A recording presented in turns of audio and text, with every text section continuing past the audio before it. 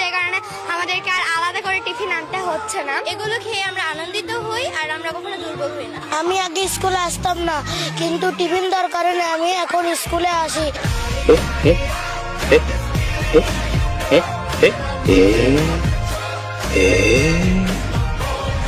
School থেকে tiffin দিচ্ছে যে কারণে আমাদেরকে আর আলাদা করে টিফিন আনতে হচ্ছে না। এগুলো খেয়ে আমরা আনন্দিত হই আর আমরা কখনো দুর্বল হই না। আমি আগে স্কুলে আসতাম না, কিন্তু টিফিন দেওয়ার কারণে আমি এখন স্কুলে আসি।